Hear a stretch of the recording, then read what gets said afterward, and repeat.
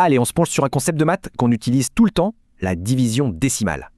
Imaginez la situation. 4 amis, une cagnotte de 94,56 $ et l'envie de tout partager équitablement. La question c'est comment faire le partage au centime près? C'est souvent là que ça coince. Avec les nombres entiers, bien souvent, il y a un reste, quelque chose qu'on ne peut pas diviser. Pensez à un élève, on ne peut pas le couper en morceaux pour remplir des chambres d'hôtel. Du coup, on a deux types de division. La première, c'est pour les choses indivisibles, et la seconde pour tout ce qui peut se fractionner, comme l'argent ou les mesures. Ok, alors comment on fait pour trouver le chiffre exact? Il existe 2 méthodes plutôt malignes. La première, c'est simple, on continue la division, on pose la virgule et on descend les chiffres. Et hop, nos 4 amis ont exactement 23,64 $ chacun. Pas un centime de plus ou de moins. La deuxième astuce, c'est de se simplifier la vie en transformant le diviseur en nombre entier.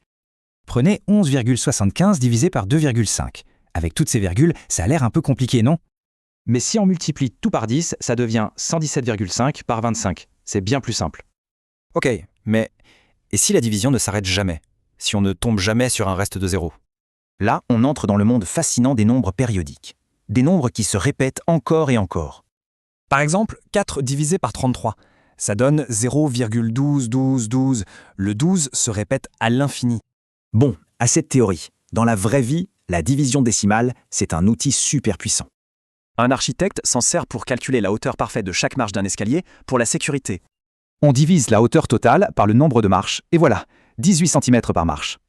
Ou encore pour organiser l'espace, comme la largeur des compartiments dans cette boîte de pêche. Une petite division, et on sait que chaque compartiment doit faire précisément 2,8 cm de large.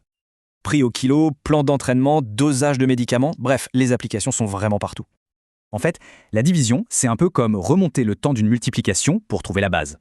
On a le coût total, on trouve le prix à l'unité. La distance, on en déduit la vitesse. Au final, cette opération toute simple nous donne les clés pour mieux comprendre le monde qui nous entoure.